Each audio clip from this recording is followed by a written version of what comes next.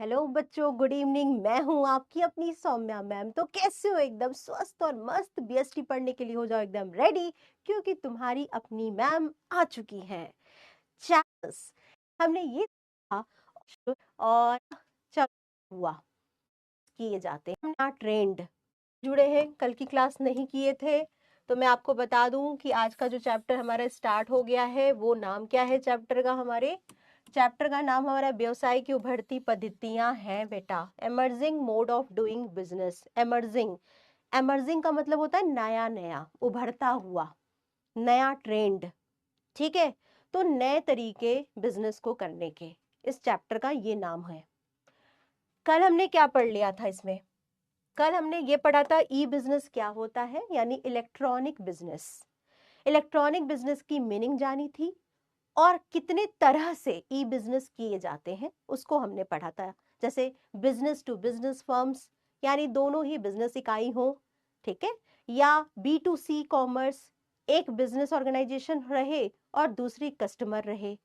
जब ऑनलाइन तरीके से एक दूसरे के साथ व्यापार करते हैं या लेन देन करते हैं तो उसको बी टू सी बोलेंगे।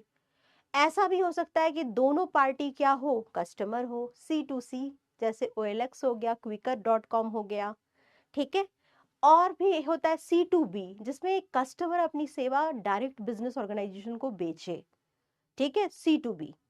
तो इस तरह से हमने बिजनेस की, ई बिजनेस की मीनिंग, इसकी परिभाषा, इसकी कॉन्सेप्ट और इसकी कार्य प्रणाली यानी क्षेत्र, यानी बी टू, क्या क्या पढ़ा था हमने? बी टू बी पढ़ा था, बी टू सी पढ़ा था, और सी टू सी पढ़ा था, और सी टू बी पढ़ा था। इसके बारे में था। यहाँ पर दोनों पार्टी क्या होंगी? बिजनेस बिजनेस, जैसे एक प्रोड्यूसर होगा और दूसरा सप्लायर हो सकता है। एक कंपनी ऐसी कंपनी हो सकती है जो किसी सामान का निर्माण कर रही है और उस सामान का निर्माण करने के लिए उसे कच्चा माल किसी दूसरे फर्म से लेना है। ऑनलाइन तरीके से ऑर्डर दिया, इंटरनेट का यूज करके सामान मंगवाया, तो इस तरह से बिजनेस क्या हो गया? बी टू बी हो गया, ठीक। बी टू सी क्या होता है बच्चा? जिसमें एक बिजनेस ऑर्गेनाइजेशन डायरेक्ट कस्टमर को बेचती है सामान ऑनलाइन तरीके से, जैसे कि फ्लिपकार्ट, अमेजन, ठीक है। ये सब क्या है? नायका, ये सब क्या है बेटा? ये बहुत ज्यादा मतलब एडवांस लेवल पर ऑनलाइन तरीके से वेबसाइट बना करके अपने सामानों को डायरेक्ट कस्टमर को बेचती हैं, सेल करती हैं, ट्रेड करती हैं। तो यहाँ पर बी टू सी कॉमर्स का एग्जाम्पल था। सी टू सी का मतलब होता है जब दोनों पार्टी कस्टमर होते हैं। जैसे हम अपने सामान, पुराने सामानों को बेच सकते हैं ऑनलाइन तरीके से। कैसे बेच सकते हैं? किसी दूसरे कस्टमर को बेच सकते हैं ऑनलाइन प्लेटफॉर्म्स के माध्यम से, OLX के माध्यम से, Quikr.com से हम डायरेक्ट अपने सामानों को कस्टमर को बेच सकते हैं। इस तरह के ट्रांजेक्शन्स को क्या कहते हैं? सी टू सी कॉमर्स बोलते हैं, कस्टमर टू कस्टमर, ठीक है। फिर आता है C to B. C to B का मतलब होता है कि कस्टमर अपनी सेवाएं, एक ग्राहक, जैसे मैं भी चाहूं तो सी टू बी कर सकती हूँ। कैसे कर सकती हूँ? मैं टीचर हूँ, मैं पढ़ा रही हूँ, मैं क्या कर सकती हूँ बेटा? कोई बिजनेस को, किसी कंपनी को, मान लो मेरी शिक्षा की या मेरी पढ़ाने की या मेरी टीचिंग की या मेरे कंटेंट की जरूरत हो, तो एज अ फ्रीलांसर, मतलब मैं बिना उनकी कंपनी को ज्वाइन किए हुए, बिना उनकी कंपनी में एज अ नौकरी करते हुए भी अपनी सेवाएं उन्हें दे सकती हूँ, डायरेक्ट उनको अप्रोच कर सकती हूँ। कैसे कर सकती हूँ? freelancer.com एक पोर्टल है, वहां पर जाऊंगी, मैं अपना रजिस्ट्रेशन करा लूंगी और अपनी सेवाएं, जैसे मेरा कंटेंट हो गया, मेरी टीचिंग हो गई, या मेरा जो भी है मैंने बनाया है जो कुछ भी, वो वहां सेल कर सकती हूँ ऑनलाइन तरीके से। और जिसको भी, जिस भी कंपनी को मेरा प्रोडक्ट चाहिए, वो मुझसे कांटेक्ट कर सकता है और मैं उनको अपने कंटेंट दे सकती हूँ। तो ये क्या हो गया बेटा? ये सी टू बी का एग्जाम्पल हो गया, जिसमें मैं कौन हूँ? मैं तो कस्टमर हूँ, मैं तो कोई ऐसी हूँ नहीं, मैं तो कस्टमर थी, ग्राहक थी, नॉर्मल व्यक्ति थी, और मैंने अपनी सेवाएं किसी कंपनी को बेच दी हैं। तो ये भी हो सकता है, सी टू बी भी हो सकता है, ठीक है। प्रोक्योरमेंट। और ई कॉमर्स क्या होता है बच्चा? ई कॉमर्स का मतलब होता है जब हम लेन देन, यानी खरीदने और बेचने की क्रिया कर रहे हों और उस काम में इंटरनेट का यूज किया जा रहा हो, ऑनलाइन तरीके से खरीदा या बेचा जा रहा हो, तो इसे ई कॉमर्स बोला जाता है। तो ई कॉमर्स का स्कोप थोड़ा कम होता है, छोटा होता है। ई बिजनेस का स्कोप थोड़ा बड़ा होता है, ज्यादा व्यापक है, ठीक है। चलो, अब देखो बच्चा बच्ची, आज का टॉपिक क्या है? आज का टॉपिक हमारा है बीपीओ सर्विस के बारे में। बीपीओ का मतलब होता है, इसका फुल फॉर्म क्या होता है? Business process outsourcing. Business process outsourcing को हिंदी में क्या बोलते हैं मैम? हिंदी में इसको कहते हैं सेवाओं का बाह्य स्त्रोतीकरण करना। मैं लिख दे रही हूँ, ठीक है। बीपीओ का हिंदी मीनिंग क्या होता है बेटा? सेवाओं को, सर्विसेज को, सेवाओं का बाह्य स्त्रोतीकरण करना। अब मतलब क्या हुआ मैम? इसका समझ में नहीं आ रहा है बेटा। इसका मतलब ये हुआ कि कोई मान लो बिजनेस ऑर्गेनाइजेशंस है, कोई बिजनेस कंपनी है, मान लो सपोज करो कोई कंपनी है, और उस कंपनी में मेन काम क्या हो रहा है? प्रोडक्शन हो रहा है किसी प्रोडक्ट का, कोई प्रोडक्ट बनाया जा रहा है। अब कंपनी का मेन काम क्या है? प्रोडक्शन करना काम है। अब प्रोडक्ट बनकर जब तैयार हो जाता है बच्चा, तो उसको कहाँ रखना होता है? गोडाउन्स में रखना पड़ता है। मान लो कंपनी के पास खुद का गोडाउन नहीं है, खुद का भंडारण गृह नहीं है, तो कंपनी क्या कर सकती है? Company warehouses department services से कांटेक्ट कर सकती है, जो कि बाहर की एजेंसी है, ठीक है, जो कि बाहर की एजेंसीज है। अब एक कंपनी जब बाहरी संस्थाओं से कुछ सोर्सेस से सेवाएं लेती है, तो इसे कहते हैं सेवाओं का बाह्य स्त्रोतीकरण करना, बिजनेस प्रोसेस आउटसोर्सिंग। एक और एग्जांपल देखते हैं। मान लो कोई कंपनी है जिसका प्रोडक्ट बनकर तैयार हो गया, अब उसको उसको बेचना है, मार्केटिंग करनी है, विज्ञापन निकालना है। तब ऐसी कंपनी क्या कर सकती है बेटा? किसी विज्ञापन एजेंसी से कांटेक्ट कर सकती है। किसी विज्ञापन एजेंसी जो कि थर्ड पार्टी एक तरह से है, बाहर की ऑर्गेनाइजेशन है, उससे कांटेक्ट कर सकती है और विज्ञापन निकाल सकती है, विज्ञापन की सेवा ले सकती है। तो ये क्या हो गया? ये हो गया बिजनेस प्रोसेस आउटसोर्सिंग, ठीक है। यानी वो बिजनेस ऑर्गेनाइजेशन अपनी कुछ सेवाएं, कुछ ऐसी सर्विसेज बाहर की एजेंसी से प्राप्त करती हैं और फिर जाकर के अपने सामान को बेचती हैं, ठीक है। तो आज हम लोगों का टॉपिक यही है, बीपीओ पढ़ेंगे हम लोग, और बीपीओ करने के लाभ क्या होते हैं बच्चा? किसी कंपनी को क्या लाभ मिल सकते हैं अगर वो बीपीओ सर्विस का यूज कर रही है तो? और इसकी सेवाओं का बाह्यकरण करने के क्या प्रकार होते हैं, कितने टाइप्स के बीपीओ सर्विसेज होते हैं जिसका यूज किया जा सकता है, और इसका महत्व क्या है, इंपॉर्टेंस क्या है, और बीपीओ करने की सीमाएं या क्या चिंताएं हैं कि बेटा बीपीओ यूज करना चाहिए कि नहीं करना चाहिए। ये हमारा आज का टॉपिक होने वाला है, ठीक है। ये हमारा आज का टॉपिक होने वाला है कि हम बीपीओ सर्विस के बारे में डिटेल्ड में थोड़ा आज पढ़ेंगे। चलो, इसके बाद देखो बच्चा, बीपीओ सेवा का पहले अर्थ थोड़ा और समझ लो, कैसे लिखोगे, क्या क्या लिखोगे। तो बीपीओ यानी बिजनेस प्रोसेस आउटसोर्सिंग का मीनिंग होता है व्यापारिक प्रक्रियाओं को बाहरी एजेंसी या कंपनियों को सौंपना। अच्छा एक बात बताओ, एक अकेला पर्सन कितना काम करे यार? कितना काम करे? क्या क्या काम करे? तुम ही सोचो। मान लो बेटा कि तुम्हारा कोई छोटा सा बिजनेस हो, मान लो सपोज कर लो, छोटा सा, वही मेरी आ गया, मेरा दुकान। मेरी दुकान के बारे में सबको पता है ना, मेरी वो गारमेंट वाली दुकान, ठीक है। मैंने खोल रखी है गारमेंट वाली दुकान, मैं मैनेजमेंट भी देख रही हूँ, वहाँ का मैनेजर भी हूँ मैं ही। मैंने एक दो स्टाफ रखा हुआ है, छोटे मोटे स्टाफ हैं वहाँ पर जो कि डिस्प्ले उस्प्ले करते हैं, ठीक है भैया, वो भी देख रहे हैं। उसके बाद मेरा गोडाउन भी है, छोटा सा गोडाउन भी मैंने रखा हुआ है, जिसमें मैं कुछ माल या कुछ सामान अपना रखी हुई हूँ, कुछ कपड़े उपड़े रखी हुई हूँ, और डिस्प्ले यानी दुकान में कुछ डिस्प्ले करके रखा हुआ है मैंने, ठीक है। ये सब मैंने किया हुआ है वहां पर। अब यहाँ पर क्या हुआ कि मेरा सामान बिक नहीं रहा है, मेरा सामान बिक नहीं रहा है।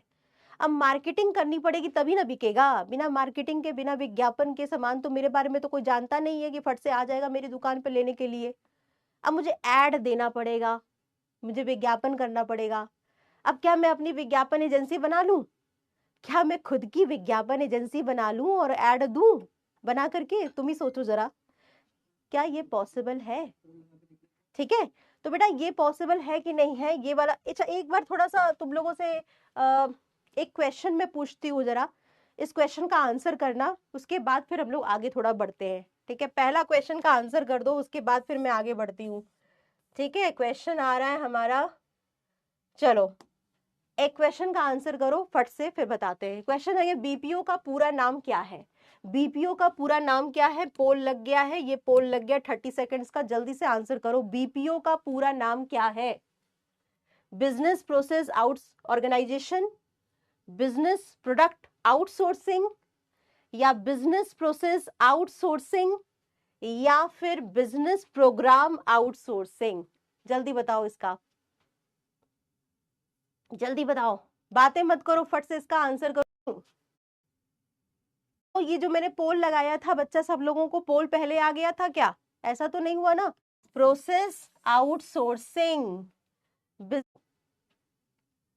दिक्कत अगर हो तो जल्दी से बताओ। देखो बेटा, इसका आंसर क्या होगा? Business process outsourcing, business process outsourcing, इसका राइट आंसर है सी।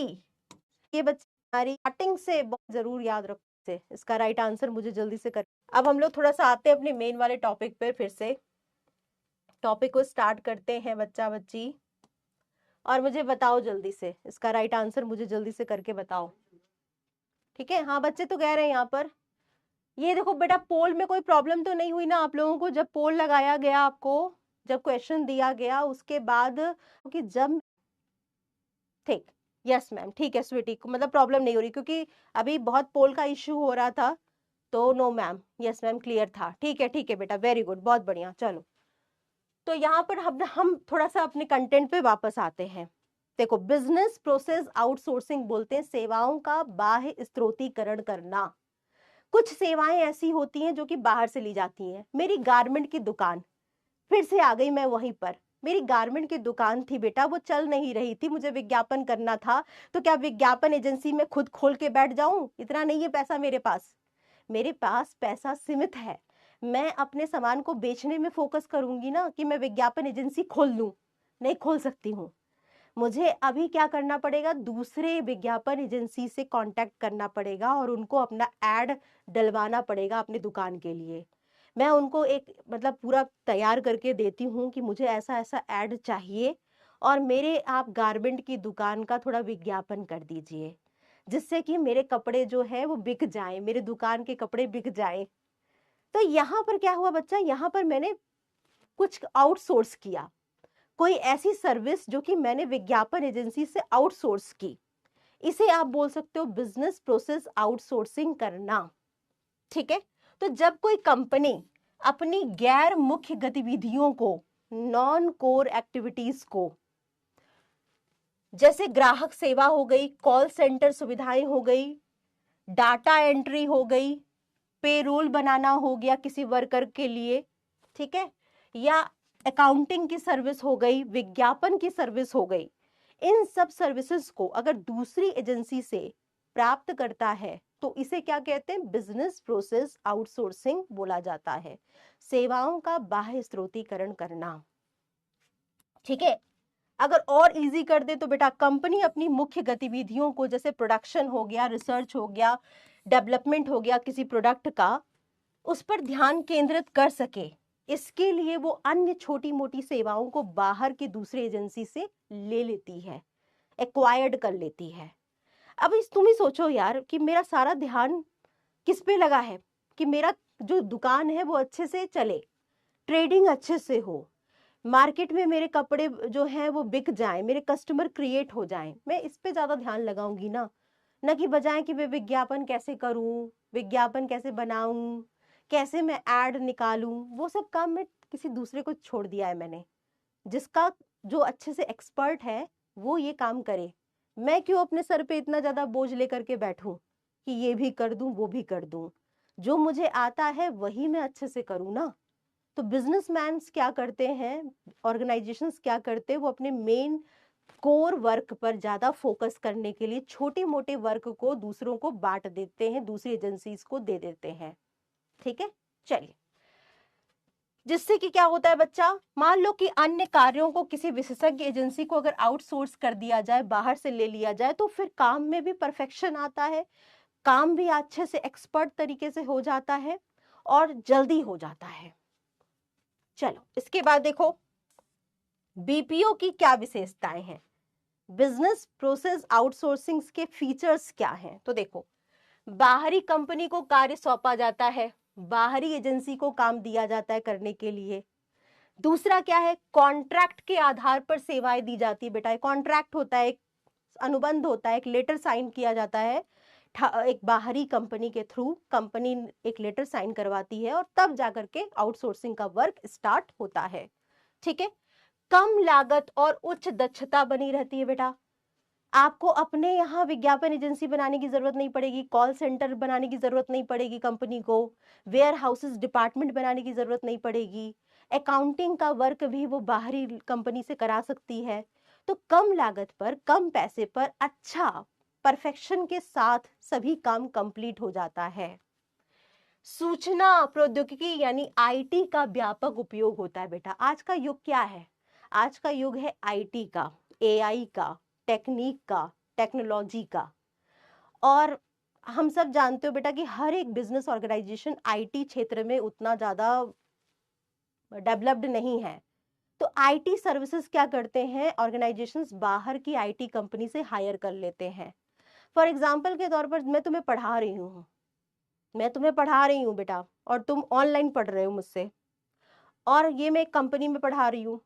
ठीक है, तो आउटसोर्सिंग जैसे हम पढ़ाते हैं बेटा, बहुत सारे एप्स होते हैं, ईआरपी होती है, एप्स, आपने ऐप के थ्रू पीडब्ल्यू ऐप में आप जाते हो ना।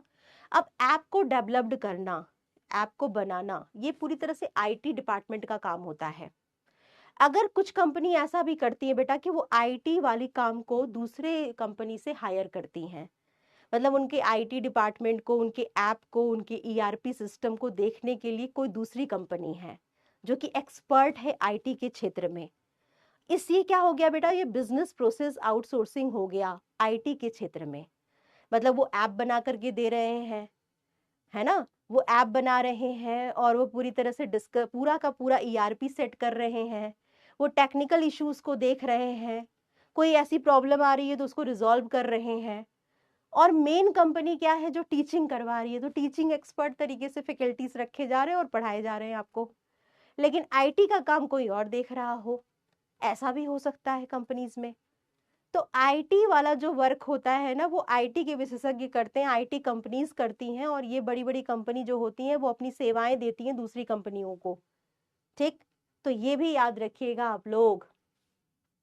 वैश्विक कंपनियां इस सेवा का उपयोग करती हैं बेटा, जो ग्लोबल लेवल पर जो कंपनी, बड़ी बड़ी कंपनी है, वो अपने यहाँ बिजनेस प्रोसेस आउटसोर्सिंग जरूर करती हैं। वो विभिन्न देशों की अदर कंपनी के साथ जो डिफरेंट चीजों में एक्सपर्ट है, उनकी सेवाएं लेकर के अपने बिजनेस को एक्सपेंड करती हैं, बढ़ाती हैं, कई देशों में जाके व्यापार करती हैं और वहां वहां की बिजनेस प्रोसेस आउटसोर्सिंग सेवाओं का यूज करती रहती हैं। इसके बाद देखिए बच्चा, बीपीओ सेवाओं के प्रकार कौन कौन से बिजनेस प्रोसेस सेवाएं आउटसोर्स की जाती हैं, बाहर से ली जाती हैं, किस टाइप की। तो देखो, कॉल सेंटर सेवाएं, कस्टमर सपोर्ट कॉल सेंटर। आपने देखा होगा हमेशा एक फोन आता है आपके पास, आता है कि नहीं आता है, कुछ फोन्स कॉल्स आते हैं जिसमें ये बोला जाता है कि इतने में खरीद लीजिए, ये सेवाएं हम आपको दे रहे हैं, ये सर्विसेज प्रोवाइड कर दी जाएगी, यहाँ से बोल रहे हैं, वहां से बोल रहे हैं, आपको क्या समस्याएं हैं।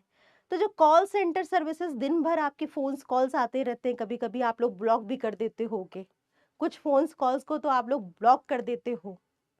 ये बेटा कंपनी के पास इतना टाइम नहीं है कि ये कॉल सेंटर खुद फोन करवाता रहे। ये क्या करता है, अपने ग्राहक की आवश्यकताओं की संतुष्टि के लिए, उनकी प्रॉब्लम्स को दूर करने के लिए ये थर्ड पार्टी को हायर करता है, जो कि कॉल सेंटर सर्विसेज या बीपीओ सर्विसेज कहलाती हैं। बेटा ये कॉल सेंटर्स जो होते हैं वो आपको कॉल करते हैं, वो आपको टेली कॉलिंग करते हैं, वो आपको कंपनी के बारे में या कंपनी से जुड़े हुए चीजों के बारे में आपकी समस्याओं को दूर करते हैं और सुनते भी हैं। तो कॉल सेंटर सर्विसेज का भी क्या करते, आउटसोर्सिंग करवाती हैं कंपनियां, बड़ी बड़ी कंपनियां। ठीक है, हाँ, ये दिन भर होता है और यस मैम कभी कभी तो ब्लॉक कर देते हैं हम लोग ना, उसको एकदम ब्लॉक करके रख देते कि अरे नहीं, ये तो बैंक का फोन होगा, ये तो उसका फोन होगा, ये तो उसका फोन होगा। अब बैंक वालों के पास इतना फुर्सत नहीं है, वो क्या करते हैं, वो एक टेली कॉलर एजेंसी को हायर कर लेते हैं जो दिन भर आपको फोन करता रहे। और दिन भर आपकी समस्या को सुनता रहे। और कभी कभी कस्टमर सपोर्ट सर्विस के लिए भी कंपनियां क्या करती हैं, एक ग्राहक केंद्र सेवाओं जो होती है, रजिस्टर्ड होते हैं, उन कंपनियों से कांटेक्ट करती हैं और वो आपके प्रॉब्लम्स को कंपनी के बिहाफ पर सॉल्व करते हैं। ठीक है, तो ये वाली चीज भी होती है। तो कॉल सेंटर से सुविधाएं होंगी जिसमें ग्राहक की शिकायतें और जानकारी या सपोर्ट कॉल्स जैसी सुविधाएं प्रदान की जाती हैं कंपनियों के द्वारा, और इसको भी बड़ी बड़ी कंपनियां आउटसोर्स करती हैं। जैसे एयरटेल जियो के ग्राहक सेवा केंद्र बनाए गए हैं। मानव संसाधन सेवाएं, एचआर सर्विसेज, आप जानते हो? आप नहीं जानते होगे तो जान लो।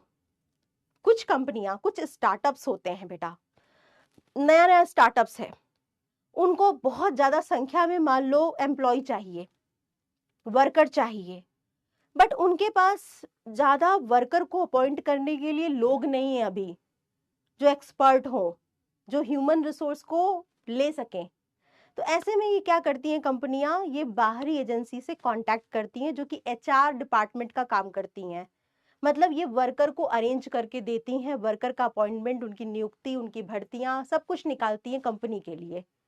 तो एचआर सर्विसेज यानी मानव संसाधन सेवाएं देने वाली भी बीपीओ सर्विसेज होती हैं। ये कौन होती हैं बेटा? बहुत सारे ऐसे प्लेसमेंट एजेंसीज होंगे, आपने नाम सुना होगा।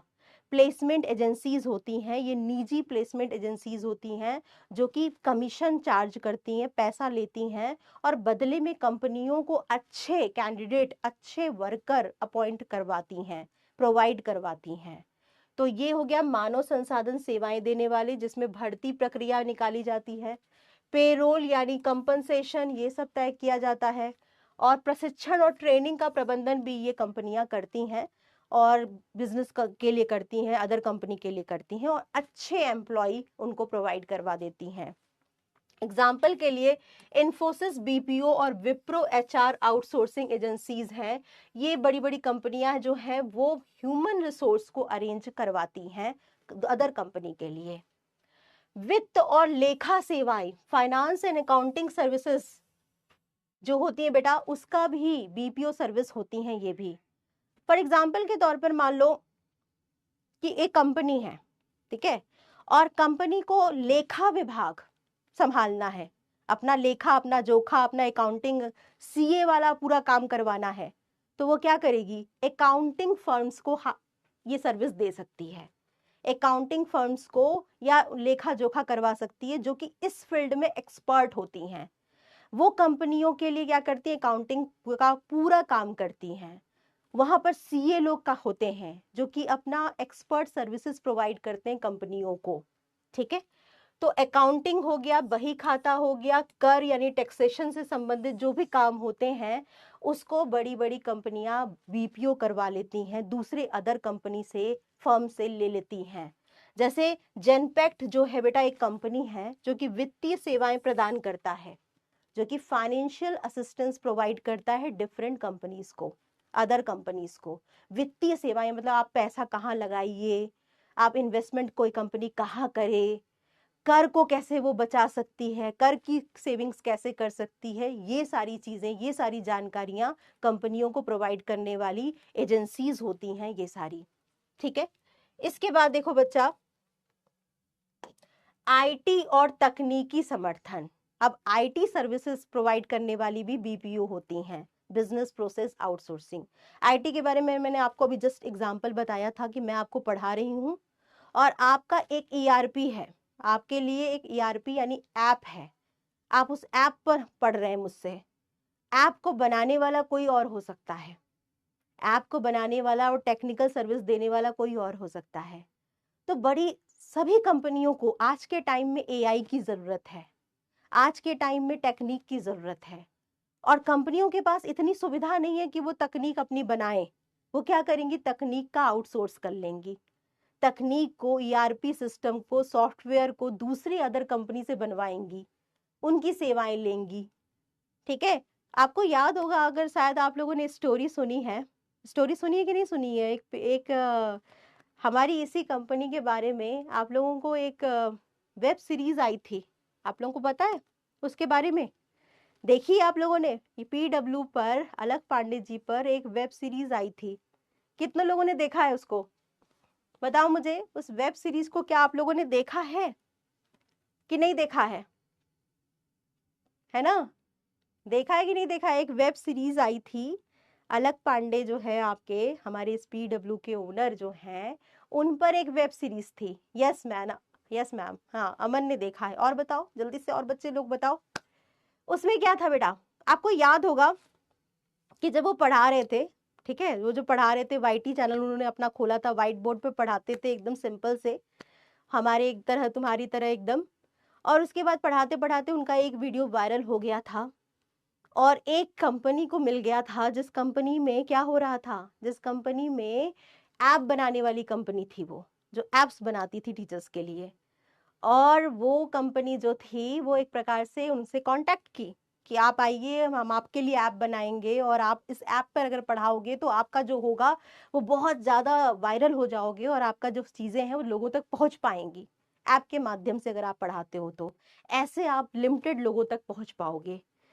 तो बेटा बेटा कहीं ना कहीं ये चीज़ बहुत क्लियर हो जा रही है कि वो दूसरी कंपनी थी, वो ये कंपनी नहीं थी। बाद में ये दो लोग आपस में मिल गए, मर्ज हो गए, वो अलग बात थी। तो आईटी का हेल्प लेने के बाद आप जानते हैं कि धीरे धीरे धीरे ये कितना ग्रो किया। तो बेटा जो लोग खुद नहीं बना सकते हैं एप्स, जो खुद नहीं बना सकते हैं या टेक्निक्स यूज नहीं कर सकते, वो आउटसोर्सिंग कर लेते हैं। वो बाहर से इस तरह की सर्विसेज लेते हैं और अपने बिजनेस को एक्सपेंड करते हैं, बढ़ाते हैं, चलाते हैं। ठीक है, चलो। तो यहाँ पर देखो बेटा, आईटी और तकनीकी समर्थन भी मिलता है, सॉफ्टवेयर सपोर्ट मिलता है, नेटवर्क प्रबंधन, तकनीकी सहायता, ये सारी सुविधाएं कंपनियों को प्रोवाइड करती हैं आईटी बीपीओ सर्विसेज। इसके बाद आता है डेटा प्रोसेसिंग, डेटा एंट्री करना, डेटा एनालाइज करना और रिपोर्ट तैयार करना। आजकल हर एक बिजनेस को मार्केट रिसर्च, मार्केट में कस्टमर क्या चाहता है, प्रीवियस रिकॉर्ड क्या रहा है, डिमांड और सप्लाई का ट्रेंड क्या रहा है, इसकी जानकारी जरूरी होती है। तो डेटा कलेक्ट करने के लिए भी डिफरेंट आउटसोर्सिंग कंपनी होती हैं, जो किसी कंपनी के लिए डेटा कलेक्ट करके देती हैं, एनालाइज करके देती हैं, मार्केट रिसर्च करके देती हैं। और इसी मार्केट रिसर्च के बेसिस पर कंपनियां अपना प्रोडक्शन प्रोसेस करती हैं, उत्पादन का काम करती हैं, प्रोडक्ट को बनाती हैं। तो डेटा प्रोसेसिंग के लिए भी आउटसोर्सिंग कंपनी करती है और ये भी बीपीओ का एक टाइप होता है।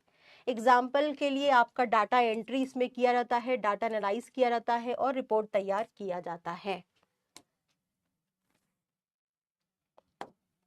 एक चीज तो बड़ा क्लियर हो गया, इतनी सारी चीजें हम लोगों ने बीपीओ के बारे में पढ़ा, बीपीओ के टाइप के बारे में पढ़ा कि कौन कौन सी बीपीओ सर्विसेज होती हैं, बीपीओ का इंपॉर्टेंस क्या है, महत्व क्या है, क्यों ये सर्विसेज इतनी जरूरी होती हैं किसी बिजनेस ऑर्गेनाइजेशंस के लिए, क्यों इन्हें बाहर से आउटसोर्स किया जाए, क्या इसका लाभ होगा, महत्व क्या होगा। तो देखो, सबसे ज्यादा महत्व क्या पड़ता है भैया, लागत में कमी आती है, पैसा में बचत आती है, लागत बच जाती है, कॉस्ट सेविंग हो जाता है। क्यों?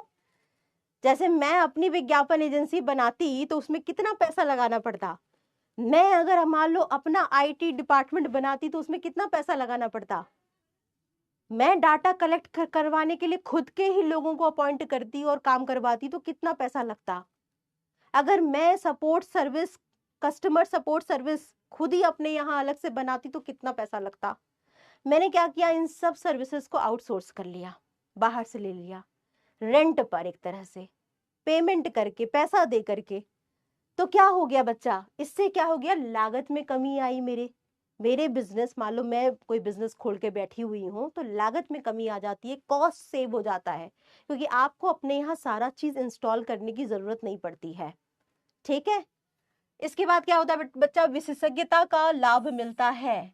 बीपीओ कंपनियां विशेष क्षेत्रों में विशेषज्ञ होती हैं। जितनी भी बीपीओ कंपनी है वो एक ही मेन काम कर रही हैं। जैसे डाटा प्रोसेसिंग वाली जो बीपीओ है वो सिर्फ डाटा को कलेक्ट कर रही है, विज्ञापन वाली बीपीओ है वो सिर्फ एडवर्टाइजमेंट यानी विज्ञापन पर काम कर रही है। तो जब एक जैसी सर्विस कोई प्रोवाइड करता है तो उसमें क्या हो जाता है, एक्सपर्ट हो जाता है, विशेषज्ञ हो जाता है, तो फिर विशेषज्ञता का लाभ मिलता है, परफेक्शन से काम हो पाता है। फिर क्या है, समय की बचत होती है, बिल्कुल ऑर्गेनाइजेशन का टाइम बचता है, छोटे मोटे जितने भी काम होते हैं वो बाहर वाली एजेंसी को दे देता है, तो मेन काम पे ज्यादा फोकस कर पाता है। तो कंपनियां मुख्य कार्यों पर ध्यान केंद्रित कर पाती हैं। गुणवत्ता में सुधार होता है, क्वालिटी के प्रोडक्ट बनकर तैयार हो पाते हैं, क्योंकि छोटे मोटे काम या नॉन कोर एक्टिविटी बाहर से कराई जा रही है। वैश्विक कंपटीशन का सामना कर पाती हैं कंपनियां। कंपनियां अंतर्राष्ट्रीय स्तर पर प्रतिस्पर्धी बन पाती हैं, कॉम्पीट कर पाती हैं, क्योंकि वो अच्छा प्रोडक्ट बना करके दे रही हैं अच्छी सर्विसेज के साथ। ठीक, चलो, तो क्या डाउट है, जल्दी से डाउट देख लेती हूँ पहले तो मैं। की क्रिया होती है वो अपने था, ये कंपनियों को जाना पड़ता है बेटा, ठीक है मैम। पूल गोगा सारा क्या था, ये महत्व था, बीपीओ सर्विस करनी चाहिए, लेकिन बीपीओ के कुछ फायदे हैं तो नुकसान भी हैं।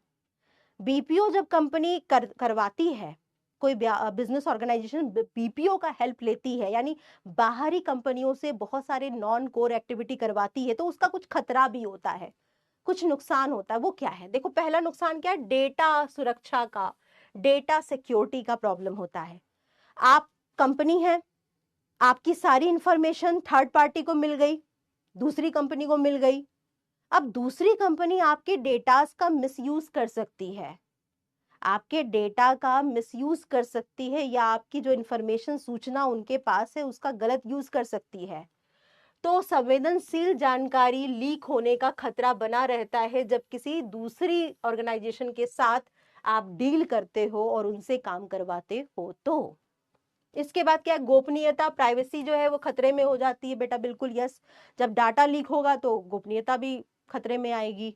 तो ग्राहक डेटा का गलत उपयोग हो सकता है। आपके जो ग्राहक हैं, customer support service call centre में सारे कंपनी के जो ग्राहक हैं उनको पता चल जाता है। अब कंपनियां कस्टमर सपोर्ट सर्विस जो होते हैं वो आपके कॉम्पिटिटर को आपके ग्राहक का डिटेल दे सकती हैं, आपके ग्राहक के बारे में सारी जानकारी उनको दूसरों को बता सकती हैं, तो प्रॉब्लम हो सकती है। गुणवत्ता नियंत्रण, क्वालिटी कंट्रोल, आउटसोर्सिंग कंपनी पर निर्भरता बढ़ने से जो क्या क्या होता है बेटा, कभी कभी क्वालिटी जो खराब हो जाती है, क्योंकि दूसरी कंपनी आपको सर्विस दे रही है और आपके लिए काम कर रही है, तो फिर ऐसा तो नहीं होगा कि वो बहुत अच्छा काम करे आपके लिए। शुरू में तो कर देगी, लेकिन बार बार धीरे धीरे क्या होगा ना, कि वो भी कुछ भी सामान बनाकर आपको दे सकती है या कोई भी सर्विस आपको दे सकती है। तो ऐसे में जिस बिजनेस ने आउटसोर्सिंग लिया है उसकी गुणवत्ता कभी कभी खतरे में पड़ जाती है, क्वालिटी प्रोडक्ट की। बेरोजगारी की समस्या बढ़ जाती है बेटा, कैसे, क्योंकि घरेलू नौकरियों को बाहरी कंपनियों को जाना पड़ता है बेटा। जब आउटसोर्सिंग करोगे, मान लो कोई कंपनी है वो अपने यहाँ स्टाफ नहीं रखेगी, फिर क्या करेगी, वो बाहर से सामान ले आ रही है, बाहर की कंपनी को हायर कर रही है। तो दूसरी कंपनी से जब उनको सामान मिल जा रहा है या दूसरी कंपनी से सेवा मिल जा रही है, तो वो अपने यहाँ स्टाफ नहीं रख रहे, अपने यहाँ डिपार्टमेंट नहीं बनाएंगे, तो फिर घरेलू लोगों को घरेलू नौकरी खतरे में पड़ जाती है। जैसे एआई के आने से क्या है, बहुत सारे जो वर्कर हैं वो हटाए जा रहे हैं। अभी मैंने आपको बताया था जो टीसीएस कंपनी जो है, जो कि सबसे रिलायबल, सबसे विश्वास वाली कंपनी मानी जाती थी, उसमें भी 12,000 लोगों को निकाल दिया है, ले ऑफ कर दिया। अब सोचो 12,000 लोग जो निकल जा रहे हैं, एक तरह से वो क्या है, कंपनी के लिए अच्छा है, हमारे लिए अच्छा है, नहीं अच्छा है। क्यों नहीं अच्छा है, क्योंकि एआई आ गया। अब एआई क्या है, वो एक टेक्निक है, एक तकनीक है जो कि आउटसोर्स कर रही है कोई कंपनी। एआई के आ जाने से, आर्टिफिशियल इंटेलिजेंस के आ जाने से वो नौकरियां खतरे में पड़ गई। घरेलू लोगों को, जो डोमेस्टिक वर्कर थे, जो किसी कंपनी में काम कर रहे थे, उनको कंपनी से हटा दिया गया, निकाल दिया गया, तकनीकी ने उसकी जगह ले ली। तो बेटा आउटसोर्सिंग बहुत ज्यादा अगर की जाएगी कंपनी के द्वारा, तो कंपनी में काम करने वाले लोगों की छटनी होने लगेगी, उनको निकाला जाने लगेगा, या उनकी जरूरत कम पड़ जाएगी, या फर्दर रिक्रूटमेंट प्रोसेस नहीं करेंगी। तो ये अच्छी बात नहीं है, ठीक है।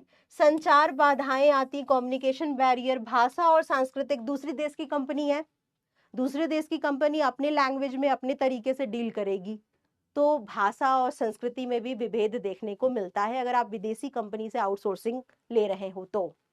ठीक, चलो तो ये सारी कंसर्न है, ये सारी चिंताओं का विषय है। इन सब चीजों को ध्यान में रख करके ही आउटसोर्सिंग का डिसीजन लेना चाहिए कंपनीज को। लेकिन कंपनी, अब चलो मैं कुछ ये तुमको हम अब हम लोग स्टार्ट कर रहे हैं। यस, पोलार क्या होता है? आंतरिक कार्य बढ़ाना। पोल आ गया। अब बताओ इसका राइट आंसर क्या होगा? इसका राइट आंसर क्या होगा? बीपीओ का मुख्य उद्देश्य क्या होता है? आंतरिक कार्य बढ़ाना। गैर मुख्य गतिविधियां, नॉन कोर एक्टिविटीज को बाहर की एजेंसी से प्राप्त करना या बाहर की एजेंसी को सौंपना, या फिर केवल आईटी सेवाएं प्रदान करना, या उत्पादन कार्य समाप्त करना। बताओ, यह बीपीओ का मुख्य उद्देश्य क्या होता है? होगा मैम, हर्ष कह रहे हैं। अच्छा, केवल आईटी सेवाएं प्रदान करना, ये होता है उद्देश्य बीपीओ करने का। बीपीओ का मुख्य उद्देश्य क्या होता है? इसका राइट आंसर बच्चा, गैर मुख्य गतिविधियां, जो नॉन कोर एक्टिविटी होती है किसी बिजनेस ऑर्गेनाइजेशंस की। कोर एक्टिविटी, मुख्य क्रियाएं नहीं, जैसे उत्पादन मुख्य क्रिया होती है, व्यापार मुख्य क्रिया होती है, बाकी अदर क्रियाएं, विज्ञापन करना हो गया, एम्प्लॉय की भर्ती करनी हो गई, ये सब जो काम होते हैं वो बाहर से करवा सकती है, बाहर की एजेंसी से ले सकती है। तो बी है इसका right answer.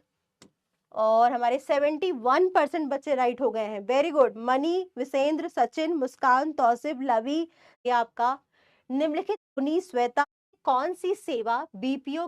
Good, Jamie. Okay, next question क्या है भाई? नेक्स्ट क्वेश्चन ये आ गया आपका, निम्नलिखित में से कौन सी सेवा बीपीओ के अंतर्गत आती है? बीपीओ के अंतर्गत आती है निम्नलिखित में से कौन सी सेवा? बताओ इसका राइट आंसर क्या होगा?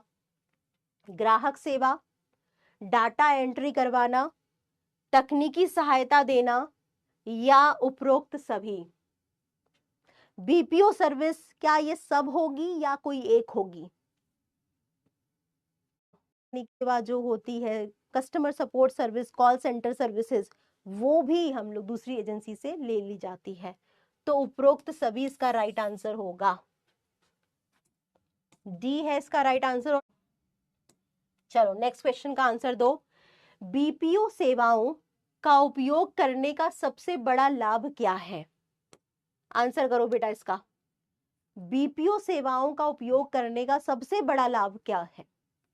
लागत में वृद्धि होती है, लाभ तो नहीं है। विशेषज्ञता का लाभ मिलता है और लागत में कमी होती है। परफेक्शन से काम होता है और कॉस्ट भी कम हो जाती है। बेरोजगारी या डाटा चोरी? आपको लाभ बताना है। क्यों अन्नपूर्णा, पोल क्यों ना कराऊं? तुम लेट आई हो ना, तुम कितना जान पाए। इसका राइट आंसर है बी, विशेषज्ञता का लाभ मिलता है और लागत में कमी होती है, ये इसका सबसे बड़ा लाभ होता है। ठीक, बी है इसका राइट आंसर। और हमारे 79% बच्चे राइट हो पाए हैं। मनी कुन, ये बताओ, बीपीओ सेवाओं से संबंधित मुख्य चिंता, कंसर्न क्या है? मुख्य चिंता क्या है? ग्राहक संतुष्टि चिंता है क्या? गोपनीयता और डेटा सुरक्षा, गुणवत्ता में सुधार, वैश्विक प्रतिस्पर्धा? बताइए, आपको चिंता बताना है, कंसर्न। बीपीओ सेवाओं से संबंधित, टाइम पर एकदम क्वेश्चन को रीड करने का टाइम दे रहे हैं। गोपनीयता और डेटा रही हूं, तुम लोगों को स्पीड थोड़ा सा अपनी तेज करनी पड़ेगी बच्चा, ठीक है? तो बच्चा यहाँ क्या राइट होगा आंसर? गोपनीयता और डेटा सुरक्षा का डर बना रहता है, लीकेज होने का डर बना रहता है, क्योंकि थर्ड पार्टी को पता चल जाता है कि आपकी इंफॉर्मेशन, आपके कस्टमर कौन है, आपका काम कैसे हो रहा है, सूचनाएं मिल जाती हैं और इस सूचनाओं का दुरुपयोग होने के चांसेस बढ़ जाते हैं। ठीक, तो बी है राइट आंसर। और 80, चलो रीड कर लो भैया, तुम लोग को रीड करने का टाइम दे। केवल उत्पादन में केवल मुख्य रूप से अमर और गुरगुन। ठीक, चलो क्वेश्चन चलो रीड कर लो भैया, तुम लोग को रीड करने का टाइम दे दिया मैंने। बताओ, बीपीओ सेवाएं मुख्य रूप से किन क्षेत्रों में उपयोग होती हैं? एचआर, आईटी या ग्राहक सेवा और वित्त में, केवल उत्पादन में, केवल मार्केटिंग के लिए, या केवल सरकारी कामों में? बताइए, बीपीओ सर्विस का यूज कहाँ कहाँ किन किन क्षेत्रों में किया जा सकता है। ठीक है, पढ़ लिया सब लोगों ने क्वेश्चन? अब बताओ इसका राइट आंसर क्या होगा? इसका राइट आंसर क्या है? ह्यूमन रिसोर्स का, एम्प्लॉय को सिलेक्ट करवाना, एम्प्लॉय की भर्ती करवाना। एचआर का मतलब होता है कि वह लोग एचआर का काम करते हैं जो कि जैसे कि किसी कंपनी में एम्प्लॉय को सिलेक्ट करवाना, एम्प्लॉय की भर्ती करवाना, नियुक्त करवाना किसी कंपनी के लिए, तो ये एचआर काम होता है, एचआर का काम होता है, ह्यूमन रिसोर्स का। बिल्कुल, इसका राइट आंसर क्या होगा? एचआर सर्विसेज आईटी सेक्टर में, ग्राहक सेवा में, और वित्त यानी फाइनेंशियल सर्विसेज जो होती हैं वो सब का बीपीओ किया जा सकता है, उन सब को बाहरी एजेंसी से लिया जा सकता है। तो ए है राइट आंसर। और 98 शेंद्र सलोनी से इसका राइट आंसर क्या होगा? बीपीओ में किस प्रकार की कंपनियों को कार्य सौंपा जाता है? बीपीओ में किस प्रकार की कंपनियों को काम सौंपा जाता है? केवल स्थानीय कंपनियों को, केवल सरकारी कंपनियों को, विशेषज्ञ बाहरी एजेंसियों को, या केवल खुद की शाखाएं, खुद के ब्रांचेस ये काम देखते हैं? बताइए। अब पोल लग गया है, अब आंसर करिए जल्दी से। बीपीओ में किस प्रकार की कंपनियों को कार्य सौंपा जाता है भैया? राइट आंसर कंपनियों को, किसी देश की कंपनी को ही, या बीपीओ में किस प्रकार की कंपनियों को कार्य सौंपा जाता है? केवल स्थानीय कंपनियों को, किसी देश की कंपनी को ही, या फिर सरकारी कंपनी बीपीओ का काम देखती हैं, या फिर विशेषज्ञ बाहरी एजेंसी? बेटा इसका राइट आंसर क्या होगा? विशेषज्ञ बाहरी एजेंसियां जो होती हैं उनको बीपीओ सर्विस उनसे ली जाती है, उन कंपनी से ली जाती है। तो सी है राइट आंसर। और हमारे सलोनी और देबू, ये वाला बता दो, निम्नलिखित में से कौन सा बीपीओ का प्रकार नहीं है? बीपीओ का प्रकार नहीं है कौन सा? बताइए जल्दी से। कॉल सेंटर, डेटा प्रोसेसिंग करना, डेटा एनालाइज करना, डेटा रिपोर्ट तैयार करना, अकाउंटिंग सेवाएं करना, या फिर इन हाउस प्रबंधन? इन हाउस प्रबंधन आपको बताना है कि कौन सा बीपीओ का प्रकार नहीं है, बीपीओ सर्विस का प्रकार नहीं है।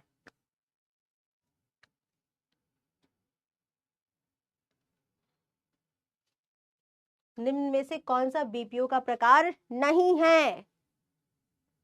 बहुत दिक्कत है तरफ से आएगा नहीं है, तो ये इसका राइट आंसर क्या होगा? इन हाउस प्रबंधन होगा बेटा। अकाउंटिंग हो गया, डेटा प्रोसेसिंग और कॉल सेंटर सेवाएं, ये बीपीओ सेवाएं होती हैं। मेनली ये बिजनेस प्रोसेस आउटसोर्सिंग सेवाएं होती हैं जो कि कंपनी दूसरी एजेंसी से प्राप्त करती हैं। ठीक, तो डी है राइट आंसर। और हमारे 94 ने ये सारी चीजें कवर की हैं। बाकी क्वेश्चन कर लेते हैं। हानि बताइए, क्वेश्चन क्या होगा हमारा?